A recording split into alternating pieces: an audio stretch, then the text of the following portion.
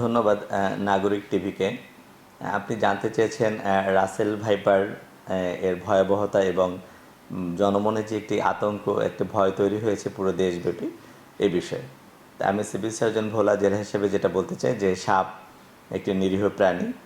সাপকে মারবেন না, সাপকে উত্ত্যক্ত করবেন না। আমরা জানি যে সাপ আমাদেরকে কিন্তু তেড়ে আসে না, সাপ কিন্তু মানুষকে দেখলে তারা এড়িয়ে যাওয়ার চেষ্টা করে। আমরা যেন সাপকে উত্ত্যক্ত না করি। তো ভোলা একটি দ্বীপ জেলা, নদী সমুদ্র বেষ্টিত, এখানে চারদিকে পানি। এখানে বিশেষ করে পানি সাপ বা আমরা মাছা সাপ বা মেসে সাপ এ ধরনের নন পয়জনাস সাপগুলো আমরা বেশি দেখে থাকি এবং বছরে দেখা যায় বেশ এই নন পয়জনাস মেসো সাপ দিয়ে অনেকে দংশিত হয়ে আমাদের কাছে আসেন। কিন্তু সম্প্রতি রাসেল ভাইপার নিয়ে কথা হচ্ছে পুরো দেশব্যাপী এবং আমিও মাস মিডিয়া এবং আমি ফেসবুকেও দেখছি যে যে যেভাবে পারে সেভাবে কিন্তু রাসেল ভাইপার সম্বন্ধে বলছে, লিখছে। তো এটি জনমনে একটি আতঙ্কের তৈরি হয়েছে, কিন্তু আমি মনে করি যে এত আতঙ্কের কিছু নেই। সাপ যদি রাসেল ভাইপার বা পয়জনাস সাপ যদি কামড়ি দেয়, তাহলে তাৎক্ষণিকভাবে আমরা যেন আমাদের হেলথ কমপ্লেক্স এবং আমাদের জেলা হাসপাতালে তাদেরকে পাঠিয়ে দিই, কারণ আমাদের পর্যাপ্ত চিকিৎসার ব্যবস্থা রয়েছে। আমি ফেসবুকে এটাও দেখেছি, বলেছে যে অনেকে লিখেছে যে যে ওখানে যে অ্যান্টিভ্যানম যা রয়েছে সেগুলো কাজ করছে না রাসেল ভাইপারের বিরুদ্ধে। তো এগুলো একদম সত্যি কথা নয়।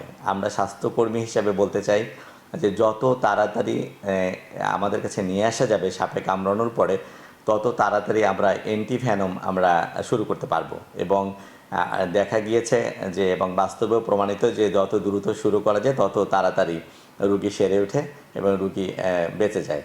তো আমাদের পরামর্শ রবে যে প্রথমে যে সাপকে আমরা উত্ত্যক্ত করব না।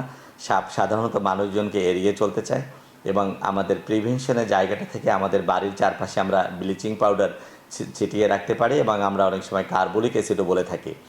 আর যদি সাপ একান্ত কামড়ি দেয়, যেন তাড়াতাড়ি যেখানে কামড় দিবে তার উপরটা বেঁধে, যেমন যদি পায়ের আঙ্গুলে কামড় দেয় হাঁটুর উপরে বাঁধতে হবে, যদি হাতের আঙ্গুলে কামড় দেয় তাহলে কনুইয়ের উপরে বাঁধতে হবে।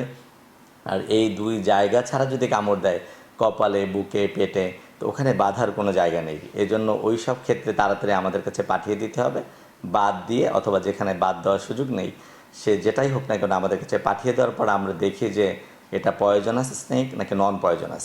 যদি নন পয়জনাস হয় আমরা সেভাবে ট্রিটমেন্ট করি, আর যদি পয়জনাস হয় তাহলে আমরা আমাদের অ্যান্টিভেনম রয়েছে, আমরা তাৎক্ষণিকভাবে শুরু করি।